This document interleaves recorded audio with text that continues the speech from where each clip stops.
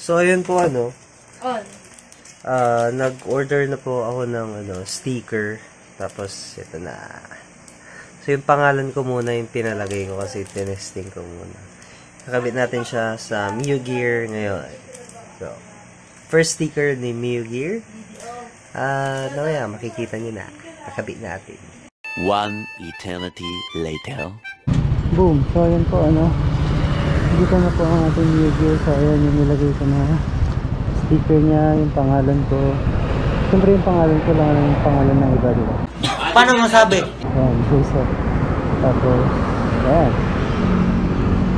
I swear, list, recipe, daily grind, tsaka yung isa safe.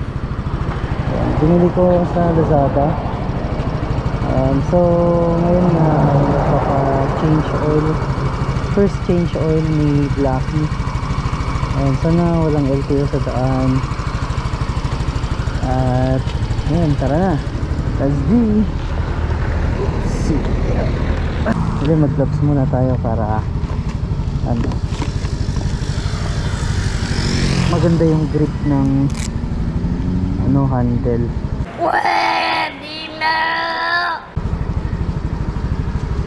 So wala akong dalang langis. Ewan ko kung may mabibili doon mismo sa Yamaha. Kasi doon po ito ipapa-change oil sa Yamaha mismo, doon sa pinagbilian. So hindi ko alam kung pwede nyo bumili doon or bibili ako sa labas. Maraming nagsasabi na hindi maganda yung Yamaha lube, yung nire-recommend ng Yamaha. Siyempre brand nila Yamaha lube. So ang init, hindi ko alam kung yun ang mabibili ko or pwedeng ibang brand. So there's G. 3, 2, 1, go!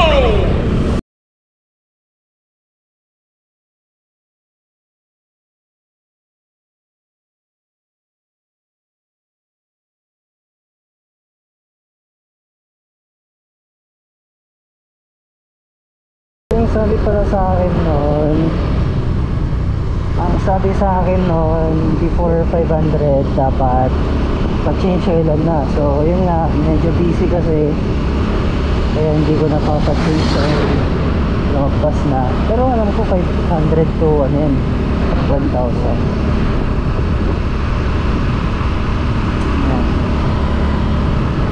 Bilisan ko na, nagmamadali na ako. Alas stress na kasi baka hindi ko maabutan yung mag-change oil, no?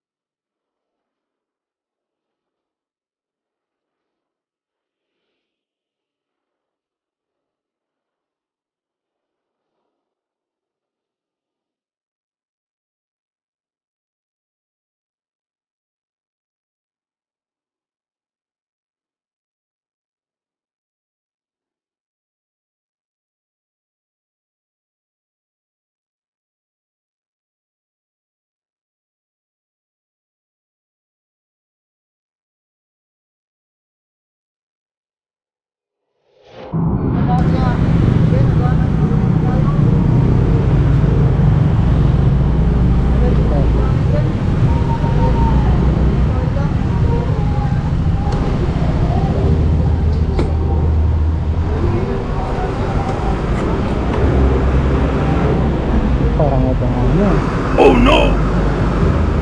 A few moments later. Ayan guys,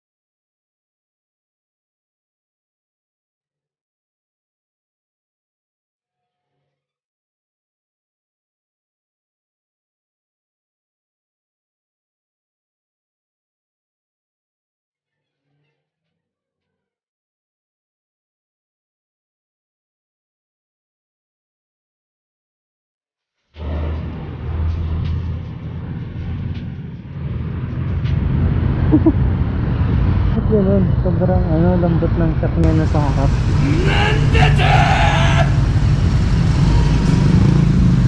Ano ba talaga to?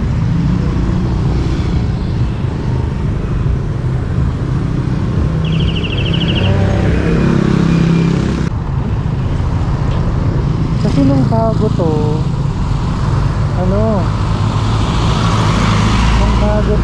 sobrang tigas. Diba mostly yun yung kinocomplain ng mga Neo Gear owners, sobrang tigas ng shock. Sobrang lambot ngayon. Hindi ko alam kasi kasi may tinalian silang oil or ang tawag nun, ewan ko. Basta may tinalitan sila yung langis sa makina, tapos may isa pa silang pinalitan. So ang alam ko is yung shock dito sa harap, lumambot na siya, ang lambot, ang ganda. So parang nabawasan yung tagtag niya. Ewan ko kung ngayon lang or pero maganda, naglalaro yung shock niya sa harap.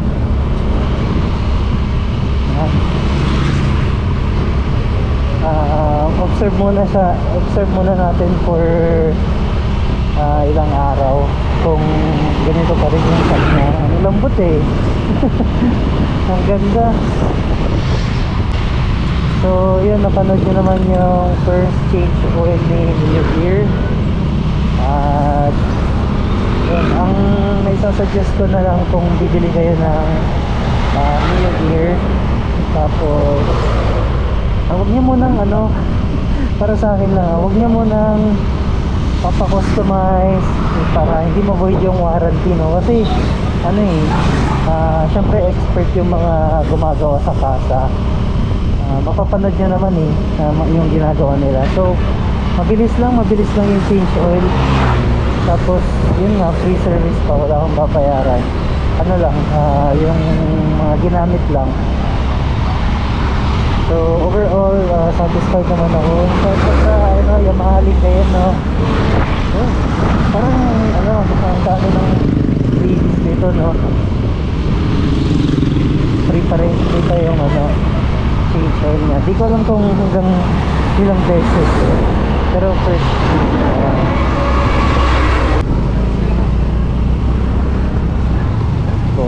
lalaro yung shock niya, ang ganda.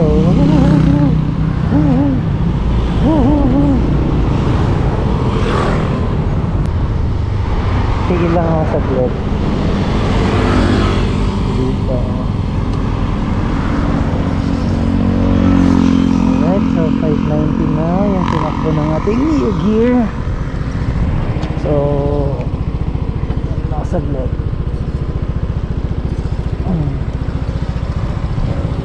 So ayan na si Neo Gear, ayan, so dito na magtatapos yung video. Salamat sa panonood, mga kamoto. Ayun nga, sabi ko kanina, satisfied naman ako sa service ng Yamaha. Yun yung first change oil ng Neo Gear natin, si Blacky. Hindi lang yung langis yung pinalitan, pati yata dun sa langis or fluid niya sa shock sa harap. Dito na part yun may sinuksan sila dito na part. Ito oil. Ayan, so lumambot ang ganda ng shock niya sa harap. So yun lang, hanggang dito na lang yung video. Salamat sa panonood. Sana don't forget to like and subscribe for more updates ng ating Neo Gear. And yun, uwi na ako. Salamat, mga kamoto.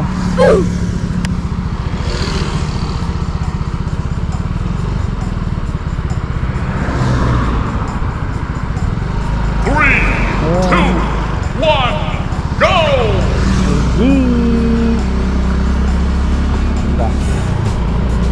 Peace out. Bye.